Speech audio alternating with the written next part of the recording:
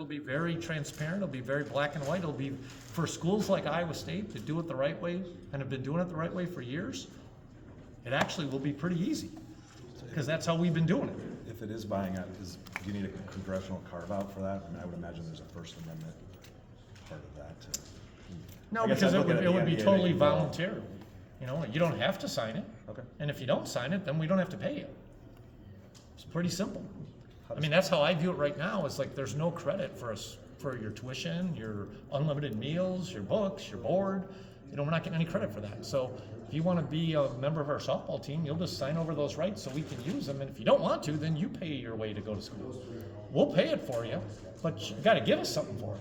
You know, and right now we're not doing that. I mean, we're just flat out taking money from donors and trying to survive, right? And so, and when I say we, I'm talking about our industry, right? We haven't been doing it that way, and that's why I think we're probably better prepared for what's about to happen. But that being said, we're a long ways from being ready for what's about to happen. Title IX, how do you feel like that is part of this conversation, or isn't? That's another great question with no and the answer, right? You know, what I do know is you don't pay salaries equally, you pay it based on market. And revenue is earned, you know, not equally. Revenue is earned, you know, proportionally by, you know, 80% of our revenue comes from football, 15% from men's basketball, and 5% from everybody else. I'm not saying that's how that'll get distributed, but I think that's a starting point. I mean, the day you say you're just going to share it equally, you're going to have another lawsuit from a set of football and basketball players that are going to say, we earned it all, why are we not getting our fair share of it, right? But you know, the Office of Civil Rights is a whole other separate governmental agency, and so no one knows how that will play out.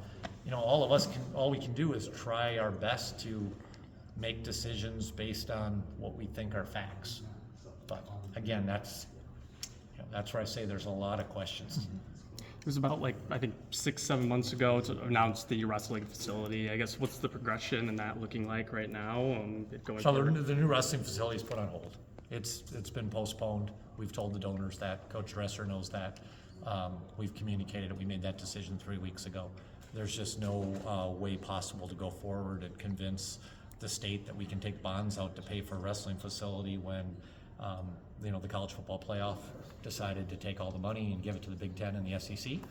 And with this lawsuit getting ready to be settled, you can't go forward with projects like that. That's the same reason we didn't go forward with Hilton. You just can't bond for them. I guess that being just 3 weeks ago, I mean, how devastating is that right now? Is there an alternative plan going forward at this point? Coach Dresser actually was really good with it, you know, because he recognizes that's not where the world has moved to. The world's, you know, moved away and said we need to pay the athletes. And so, you know, the athletes will be just fine. We got 4th in the country in the current wrestling facility. So would it have been nice to have that facility? Absolutely, because I think it's probably a facility you need 20 years from now. But we'll be just fine without it. So there's no alternative plan right now to go forward, just kind of on hold. Okay. You mentioned the Big Ten and SEC. Is that alliance or them pulling away financially as, I guess, foreboding might not be the right word, but at least on the horizon, as disruptive as anything, including? Well, how I would answer that is you just have to look at the evolution. It isn't the SEC and Big Ten. It's those that have all the gold make all the rules, right? So if I was a member of the Big Ten or the SEC, I'd start looking over my shoulder and wondering when's the day going to come when the top of the SEC is not going to want the bottom of the SEC. I mean, go back and look at times when the AFL and the NFL merged, they only needed one commissioner. And when the ABA and the NBA merged, they only needed one commissioner. There's going to come a day they don't need two $6 million a year commissioners, and they're going to eat their own. And if we think that's not going to happen, you're a fool, because we didn't think the Pac-12 would get eaten, and it did. And you know, the CFP is just another example of our industry running amok, and they're trying to, you know, swallow the ACC and the Big 12. And I wish them all the best, because they're going to eat their own. So you think the Big Ten and SEC do not exist separately at some point? Is that what you're saying? I guess in terms of how you phrase it with the commissioners. I'm just saying from an evolution standpoint, if you'd asked me 2 years ago, is the Pac-12 going to be existent in 2025? I think all of us would have said yes. So you don't have to look back very far to see what's happened, and you can see what's happening. And so it's reasonable to project into the future and say, why wouldn't you think that will just continue?